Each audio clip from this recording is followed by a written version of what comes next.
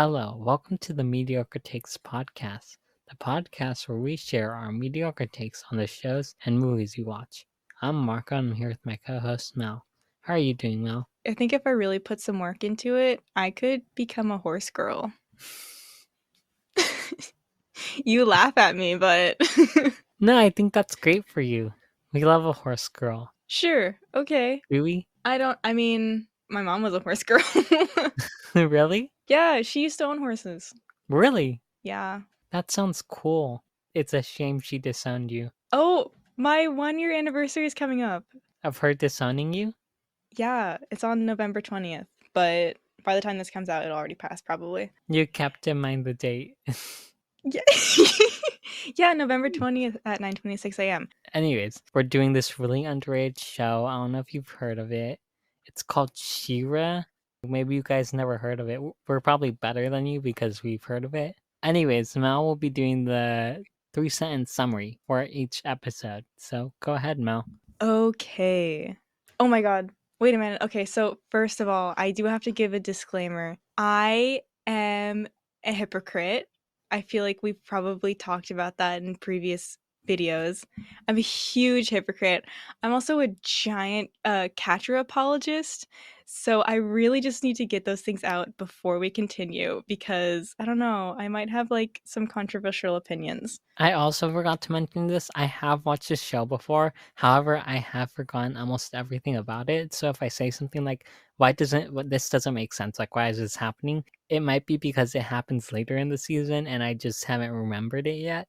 Also, I am kind of a Catra hater, so that'll be interesting. This is gonna be so fun for us. Okay, Episode 1, The Sword, Part 1. Catra and Adora, soldiers for the Horde, sneak out from the Fright Zone and into the Whispering Woods, where Adora gets lost and finds the Sword of Protection. Her and Catra go back after it disappears, but Adora sneaks out again to find it. She runs into Bo and Glimmer, who are looking for First One's tech.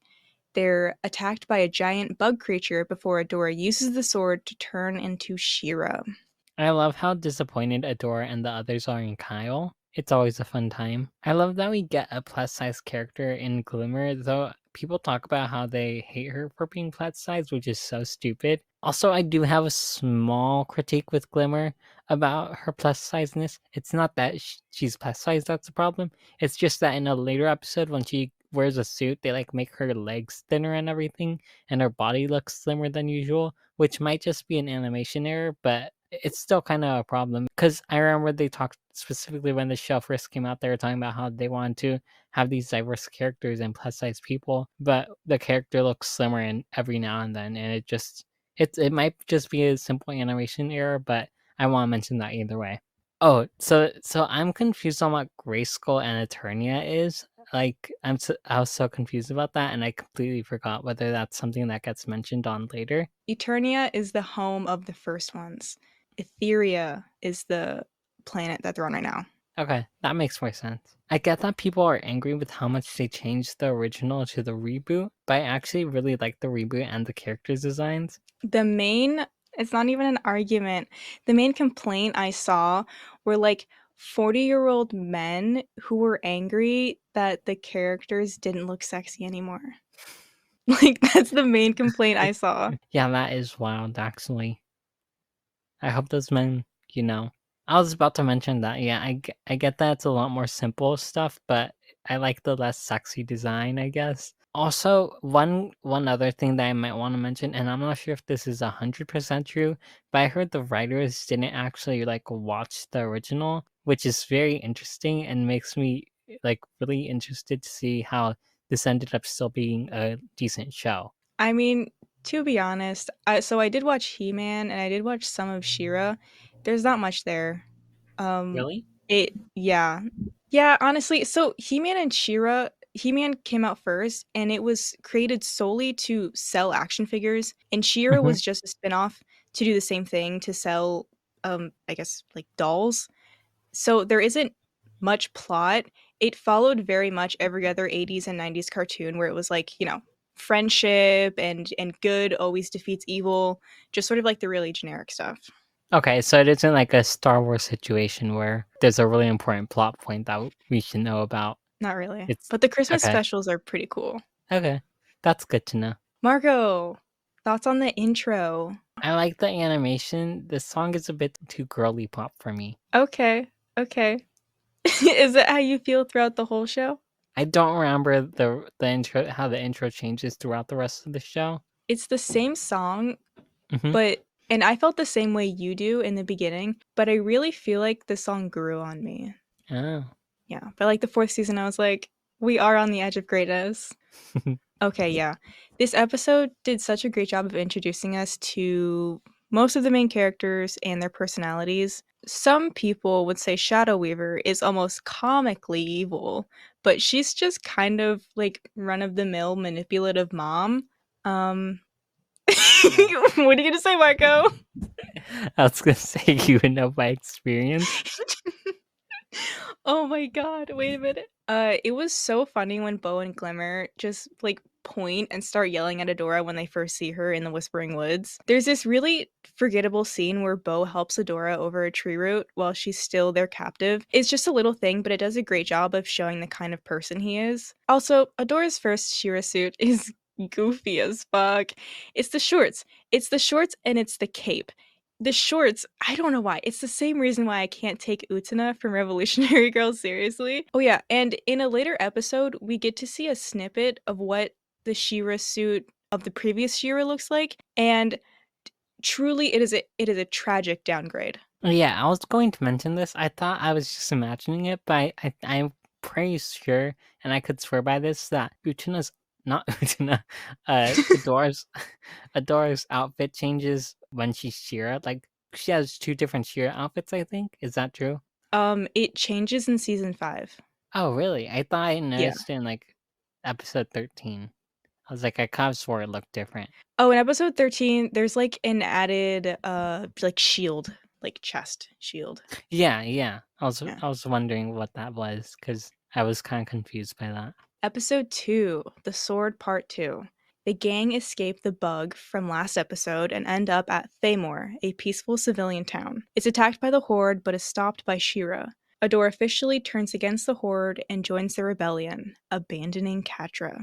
Adora is so cute when she sees the horse, and when she's at the party, it's just a really cute scene. I will say the Adora party scene lasted a bit too long.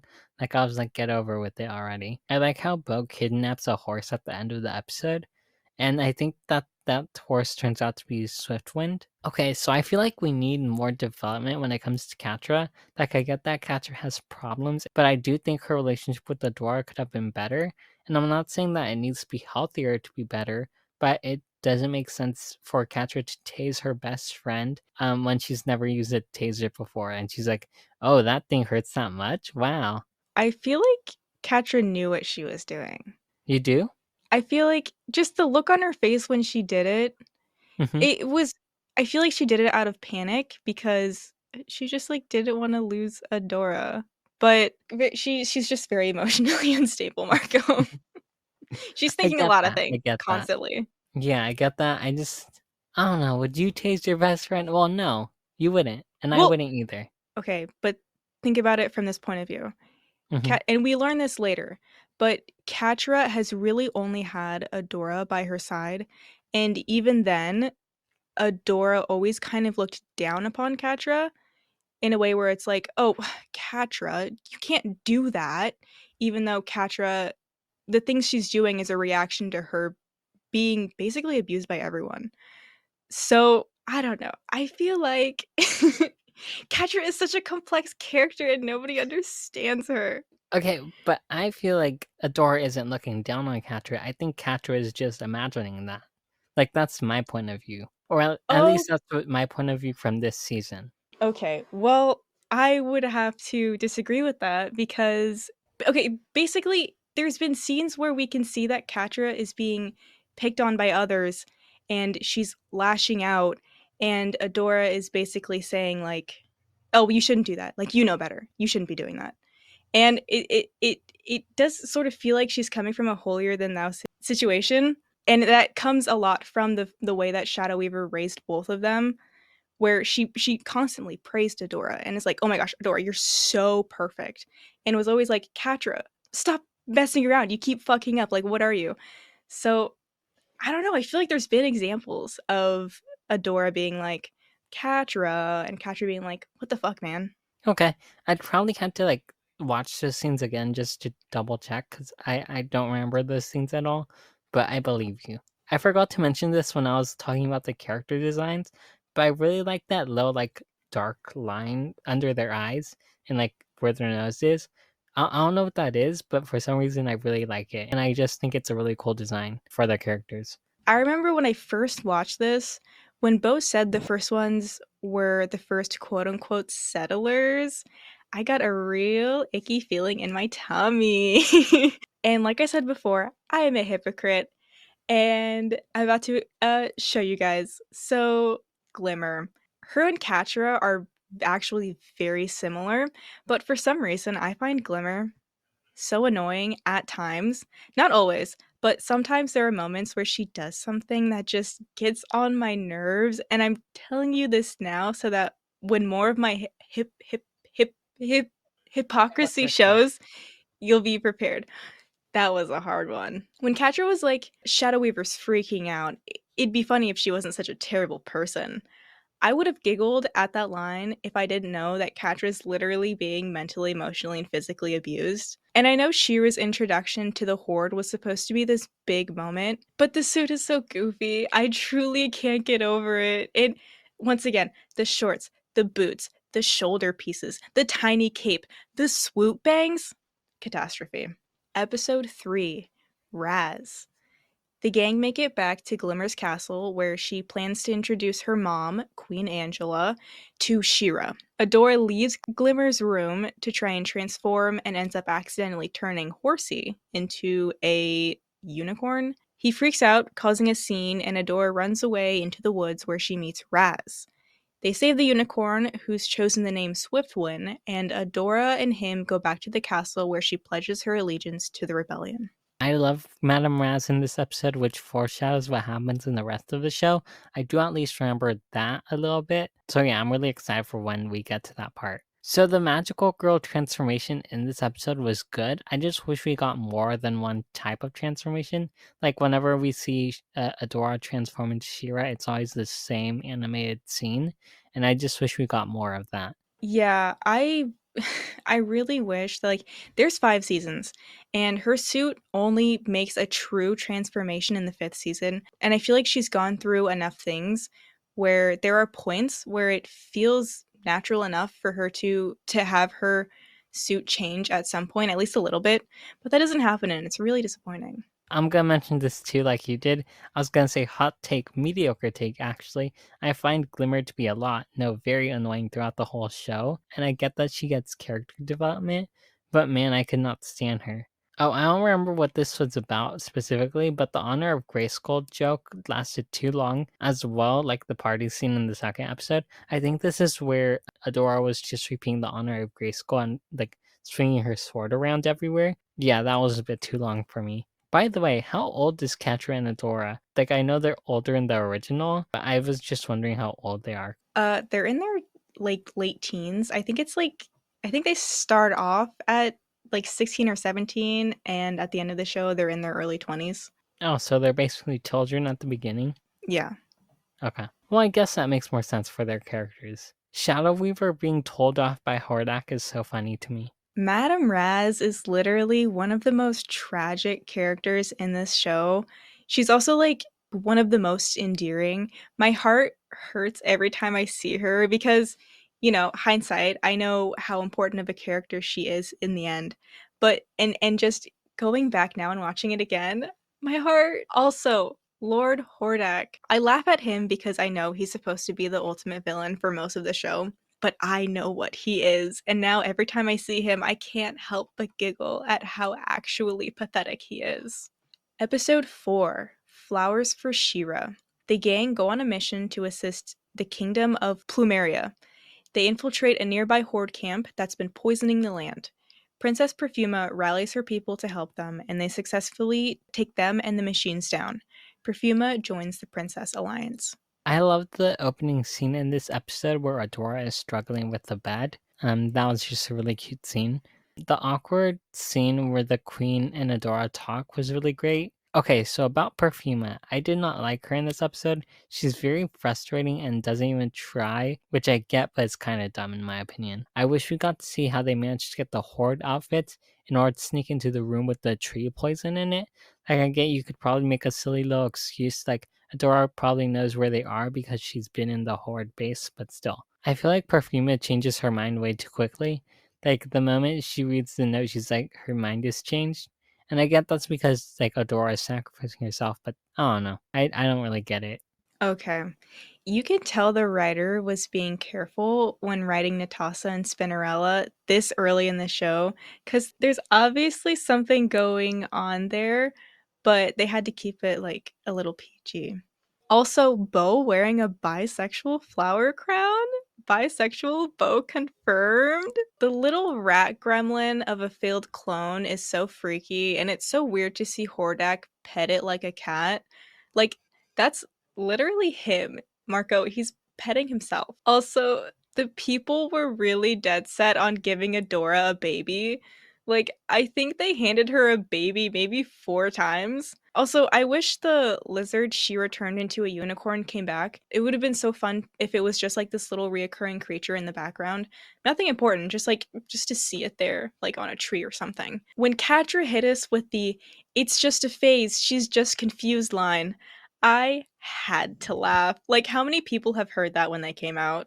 Episode 5, The Seagate.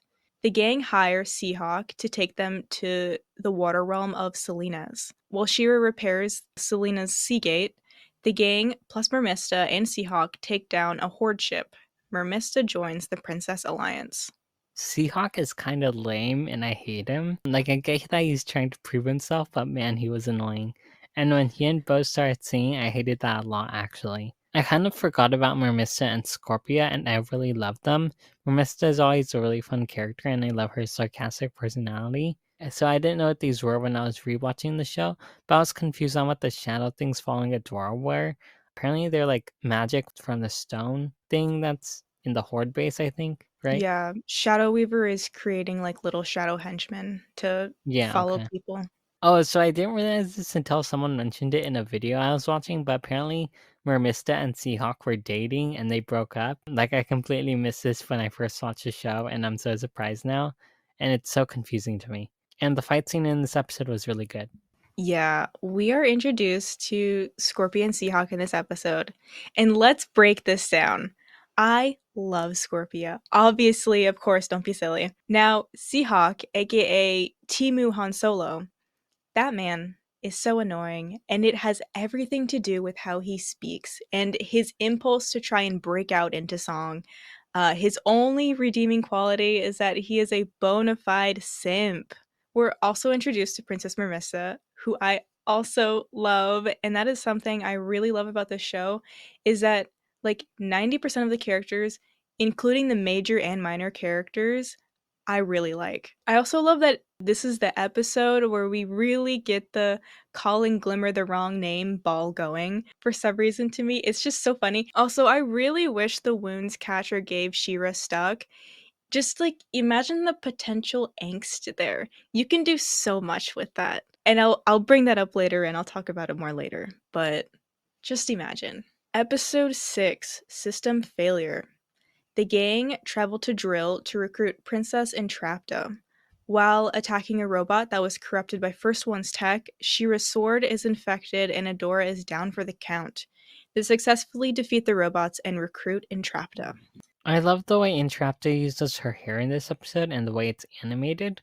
It's really cool. So I don't think this affects the rest of the season at all. So I was really interested to see how the first one tech virus would affect the future seasons.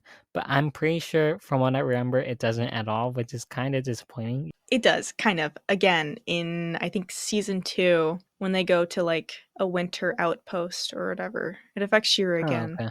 Okay. Well, I'm interested to see what happens in season 2 then. The little pep talk Bo gave to the staff, I guess, the cook people or the bakers. was kind of lame. I like how he convinces the people they can fight, but they change their mind a little bit too fast. I feel like there could have been more development from the characters in this episode. Yeah, I guess that's the only caveat to shows like this. There will always be scenes where it's sort of a little bit too much like, I don't know, friendship and sparkles and bubble gums and rainbows. Basically, any kid's show. Okay, time to bring up some discourse. There are a sad amount of people who hate Entrapta, and I never understood that. I have never heard a valid reason for hating her. And I know I put on my hypocrite hat because literally in the last episode I talked about how I hate Seahawk. But that's mostly because he's a himbim. Entrapta is just a woman in STEM, and anyone who hates her is being sexist. What about the fact that she joins the Horde? Oh my god, I can explain that entirely. She was manipulated by Katra into believing that her new friends abandoned her. And now she has these other new friends who are telling her that they'll accept her and that she can work on the things that she's been so passionate about. So, I mean, no brainer, obviously. Yeah, I get what you're saying. I really wish we got to see more of the people that lived in Drill. We only really got to see that little goblin creature that popped out of the manhole to warm them and the kitchen staff. I really want to know what's going on with that little goblin. Especially after Entrapta is like fake dies. I think it would have been really cool if we saw how Drill reacted. Because, like, their princess is dead, you know? Like, what's going to happen next, you know?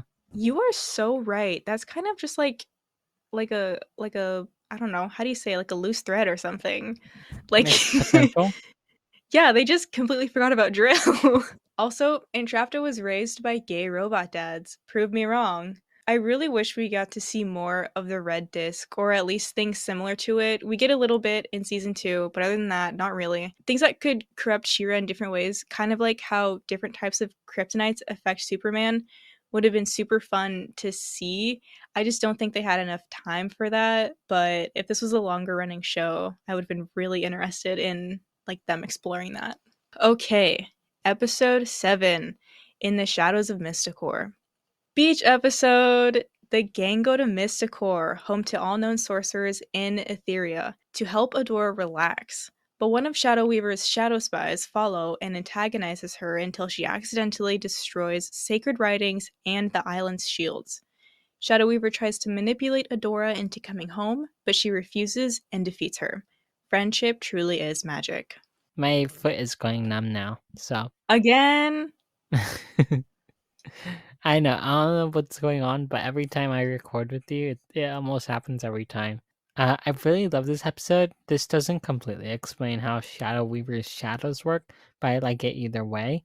Like the evil shadows Adora sees is really cool. Light Spinner being Shadow Weaver is a cool reveal. about the light spinner thing, when I first watched this, immediately when I saw Light Spinner's statue, I knew that bitch was Shadow Weaver. If not for the obvious resemblance, then from the names. Like, it's the opposite of each other. Light Spinner, Shadow Weaver. I kind of wish they made it less obvious, especially with Castaspella being like, some people believe that she's been hiding in the darkness, waiting to attack. And then what happens later on?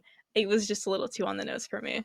Yeah. I think it would have been a cooler reveal if we didn't know whether the thing Adora was experiencing was like actually Shadow Weaver or not. Like it could have been she was just having this really anxious feeling and she was like overreacting. But I feel like her friends should have taken her seriously either way.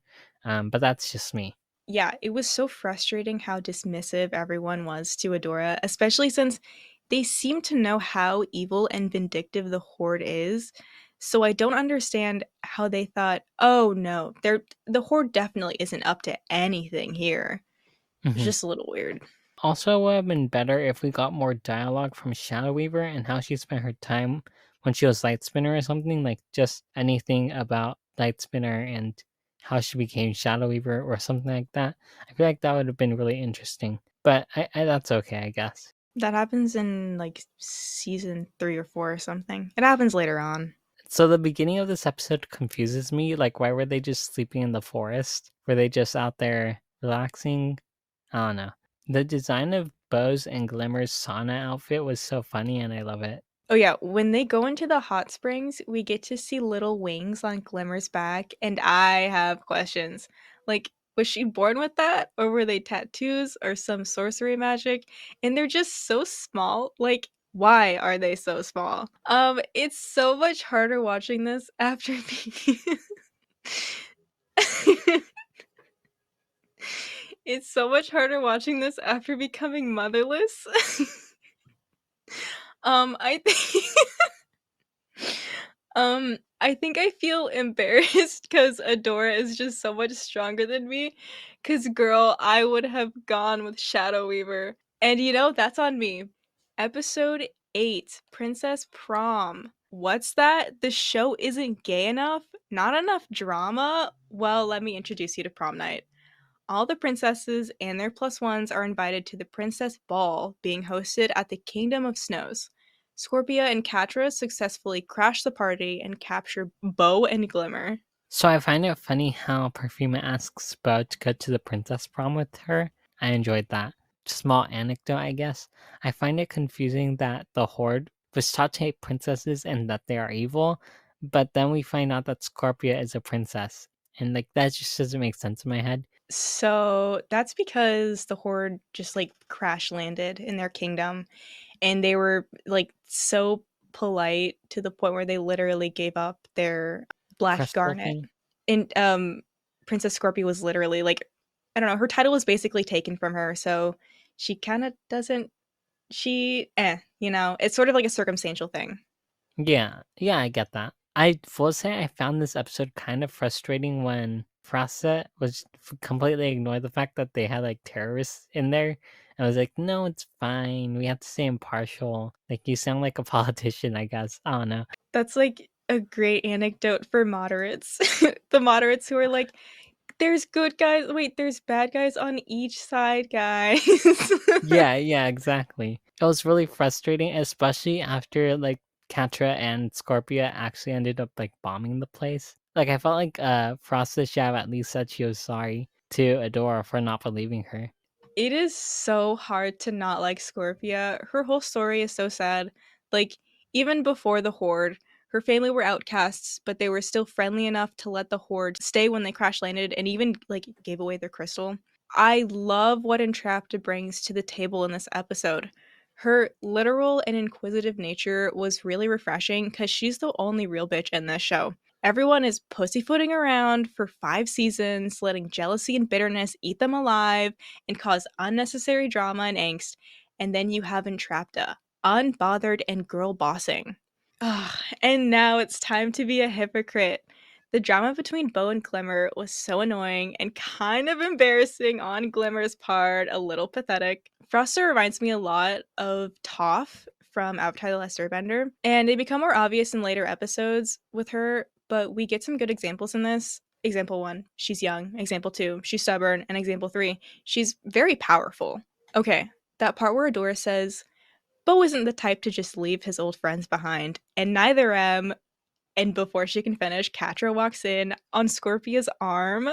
The drama! Bo and Glimmer's argument is really where the parallels between Glimmer and Catra really start to become more prevalent, and I love it. Yeah, so Glimmer like crying in front of Bo and be like, "You're gonna leave me," and all that shit was so hard to watch. I hated it. It was disgusting. And I get that she has issues, but what's that song? Cause I got issues. I don't know. Anyways, Oh god, um, stop. I use four-ply when I cry. Do you remember that? Anyways, What? No. SpongeBob. I use four ply. That? Yeah. Oh my gosh. That was like muscle memory. Anyways, yeah, it was just really hard to watch, and I hated it. Yeah, I get oh, you know what? That's so interesting. Where Glimmer kind of has emotional diarrhea, Catra has like emotional constipation. And of course, Catra messing with Adora the way a house cat would mess with their prey. I ate that shit up, of course. The moment at the cliff is the second time we have a scene where one of them is about to fucking fall off a cliff. Okay, this show has a huge issue with Adora and Catra and cliffs. Episode 9, No Princess Left Behind. The Princess Alliance break into the Fright Zone to save Bo and Glimmer. With the help of Catra, they all escape. Except Entrapta, who the rebellion believes has died. I really wish we got to see the aftermath of the last episode. Like, I wish we got to see Frosta react to like the bombing and stuff, I guess. Okay, I wish we got an explanation on why Glimmer was able to teleport outside of the thing that was holding her captive. Like, I get that she just teleported really hard or something like that, but but I don't know.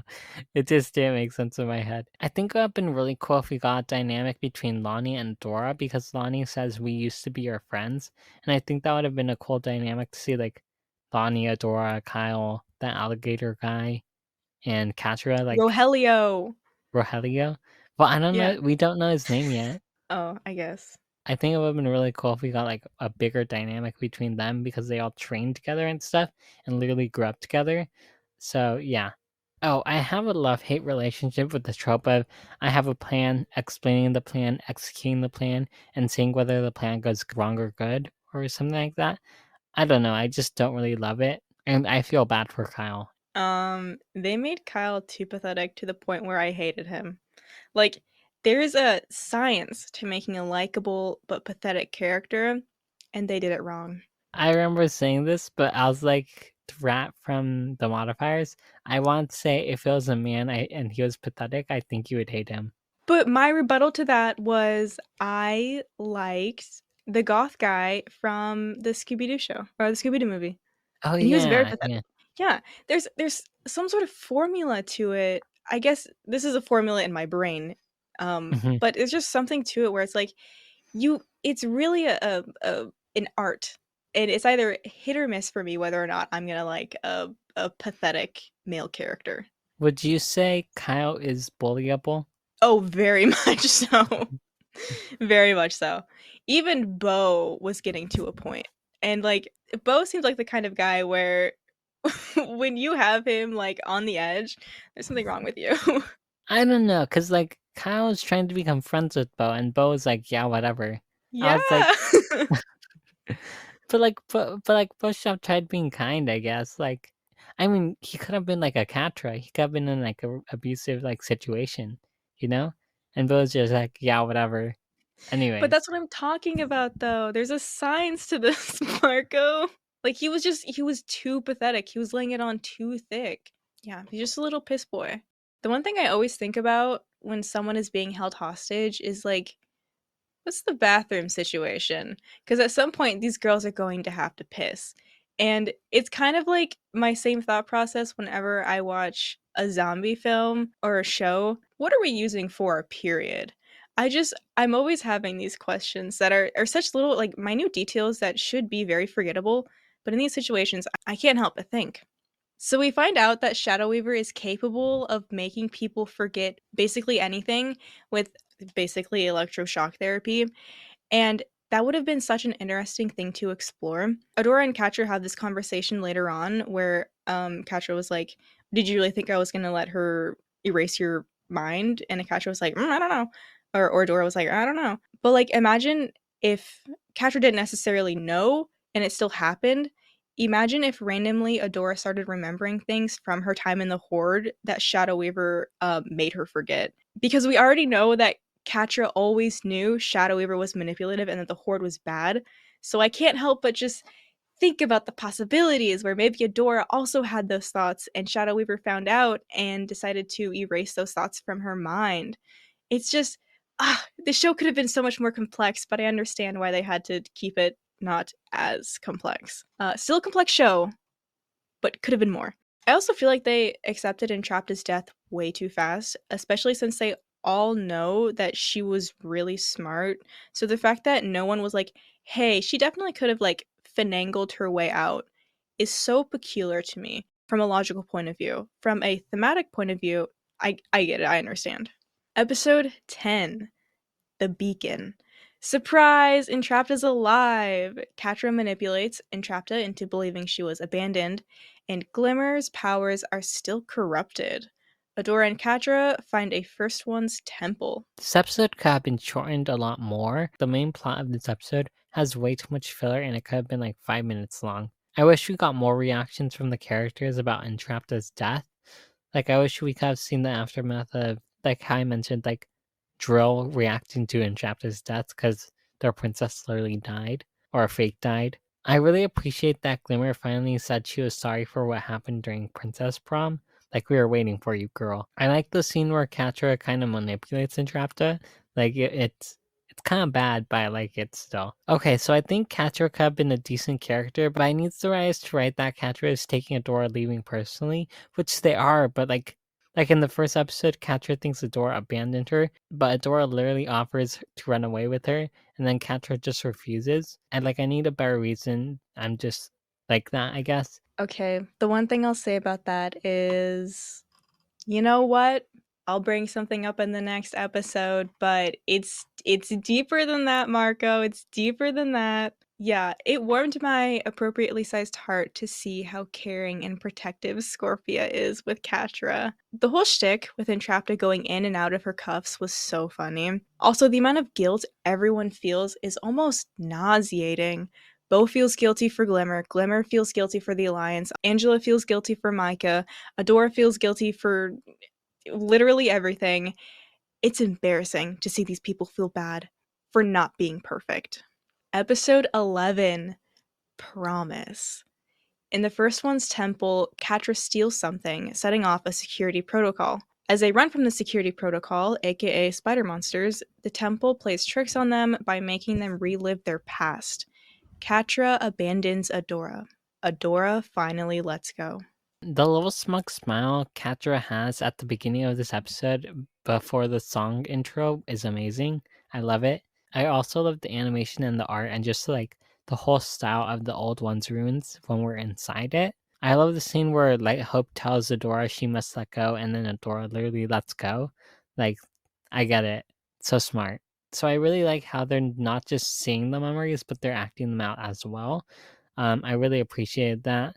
It made me like this episode a lot more. I get that Catra feels betrayed and thinks that Adora broke her promise, but Adora literally let her know that Catra can leave, and that's so frustrating to me. I think that the relationship between Adora and Catra is a good idea. I just need like a little bit more, you know? Marco. Okay. I got really mad when when Adora told Catra that she didn't have to let Shadow Weaver treat her that way anymore and that she can just leave. Cause a lot of people who've grown up with manipulative or narcissistic parents know how hard it is to completely cut them out of their lives, especially when they've spent most of their lives trying to appease them. So her total disregard for Catra's inner turmoil whenever it comes to Shadow Weaver is just so annoying because it's not as simple as being like, "Oh, you're in this like abusive manipulative relationship. Just leave. Like just leave. Take my hand and and let's go." It's more complicated than that, Marco. It's funny you say that because this kind of reminds me of Utena in the last season. Anyways, Wow. Yet you're critiquing She-Ra. Interesting how okay, you that have a fair works. point. You have a fair point. I'm sorry. It's Okay. okay because I have a feeling that when we watch season 3 of Utena, I'm gonna react the same way you did to Shira. I love that. Oh, Kadra says she'll never apologize to Adora? Okay. And what's this? Another scene where one of them almost falls off a cliff? Interesting. I'm starting to see a pattern here. I know you're not a bad person, Katra, Adora says as she holds her hand. I wonder if these three things will lead up to any significant moments in the final season. This was such a well needed episode. I'm glad we got to see flashbacks of their childhood, especially since what we did see did such a great job of showing why Catra specifically feels and acts the way she does. And just to clarify to any of the many Catra haters in the crowd, this explains her actions, it does not excuse them. There is so much hand stuff in this episode. I am not at all surprised it gained the gay following it did before they were even canon. Oh, look at that, Adora fell off a cliff. Truly shocking event. And to top it all off, after Catcher comes back from that truly emotionally taxing adventure, Scorpia asks her if she needs to be nursed tenderly back to health. Someone get that woman a wife. It's what she deserves. Episode 12, Light Hope. Run for the hills, everyone! The pony can talk and he won't stop! Light Hope teaches Adora about a version of Etheria's and Shira's history. The Horde learns how to harness the power of the Black Garnet. Swiftwind helps Bow and Glimmer get Adora to safety as the power of the Black Garnet takes over the planet. So, Light Hope being called creepy is so interesting to me because I think I know who called her creepy in the past, but I'm just not sure because I haven't watched this show in a while. I started watching this episode and I think I already hate Swiftwind, and that's why I first wrote after I saw Swiftwind. Also, him becoming such a big part of solving the plot in this episode feels like it's kind of a problem because it comes out of nowhere, really. I really love this episode, but it is a bit exposition heavy. I wish we got the exposition between all the episodes throughout this season, just instead of this episode completely. Yeah. With the Swiftwind thing, it sort of just felt like they wrote this episode around trying to show everyone that Swiftwind and Adora or Shira have this connection. But yeah, it was just a little too heavy on that. Okay, this is a nitpick I have about literally every video media. It is so annoying when we see flashbacks of someone's memory and it's a third person point of view and not a first person, which would actually make sense. What are you specifically talking about? Like when she's falling and like she can see all her memories?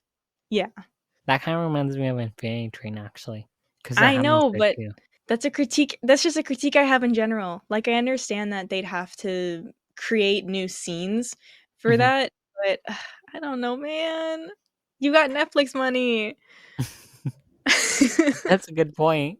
Okay, stop letting animals talk. Truly, I've only seen a handful of talking animals in cartoons that haven't been annoying.